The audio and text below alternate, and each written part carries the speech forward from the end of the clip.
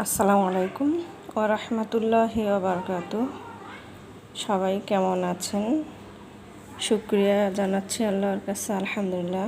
প্রতিদিন যেন আল্লাহ আপনাদেরকে সুস্থ ভালো রাখে এবং আপনাদের দোয়া আমিও ভালো আছি, আল্লাহর কাছে শুকরিয়া। তো আজকে আমি আপনাদের সামনে হাজির হয়েছি গরুর বিফ চাপ। আজকে আমি 2 পিসের বানাবো। দেখুন, আমি এখানে গরুর গোশটা কেটে একটু ছেঁচে নিয়েছি, এই যে। তো আমি এখন এটা সরিয়ে একটু মশলা আমি নেব। এখানে আমি বাটি নিলাম। তো আমি এখানে একটু আদা রসুন দিয়ে দিচ্ছি,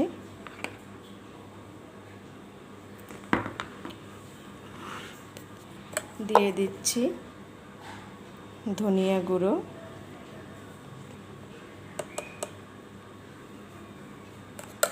দিয়ে দিব এখন আমি ভাজা জিরা গুঁড়ো,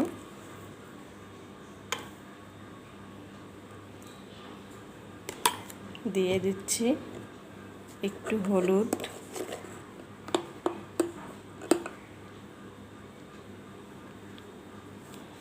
তারপরে দিব আমি মরিচ গুঁড়ো,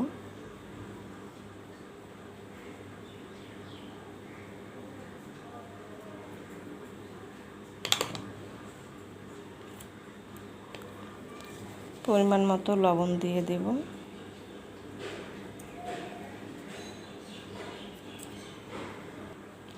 দিয়ে দিচ্ছি একটু লবঙ্গ গুঁড়ো।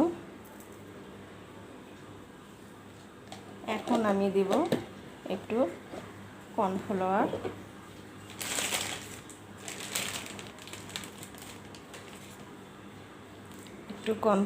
দিলাম। তো আমি এখন এগুলো মিক্সড করে নেব।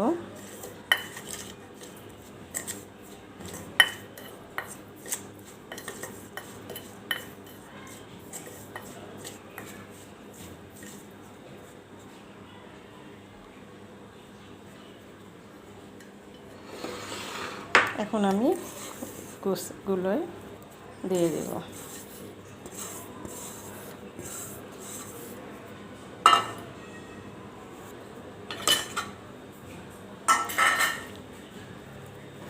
একটু ভালো করে মেখে নিতে হবে। টক দই আমি দিলাম না।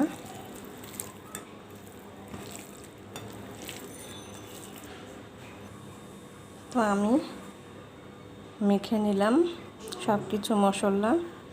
তো আমি এখন এটা 15 মিনিটের জন্য ঢেকে রেখে দিব। 15 মিনিট পর ফিরে আসছে। 15 মিনিট পর ফিরে আসলাম। এখন আমি এখানে গরম মশলার গুঁড়ো একটু দিয়ে দেব।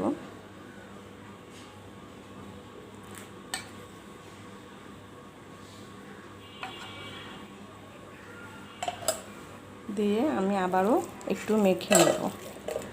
মেখে নিয়ে 5 মিনিটের জন্য আবারও ঢেকে রাখব।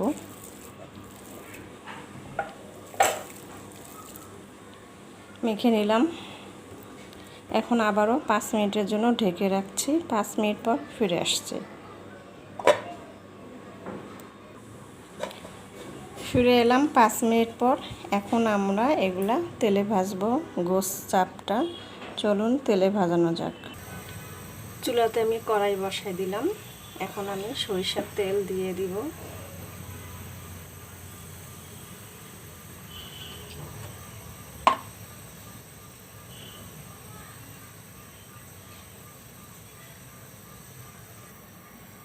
সরিষার তেল দিয়ে দিলাম।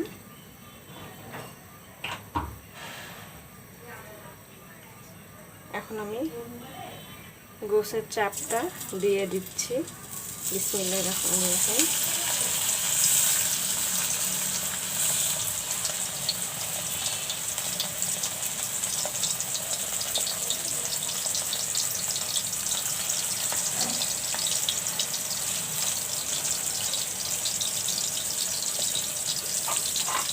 এখন একটু ঢেকে দিব।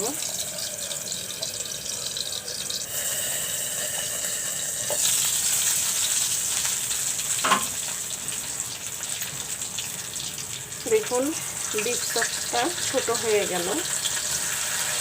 দেখুন এটা একটু বড় আছে।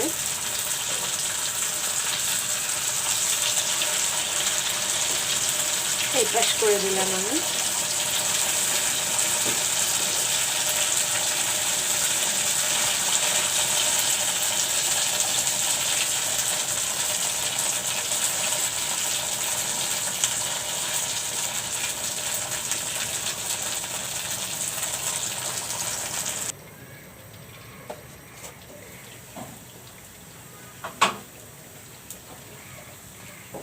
তো দেখুন বিফ চপটা হয়ে গেছে, আমি এখন নামিয়ে ফেলবো।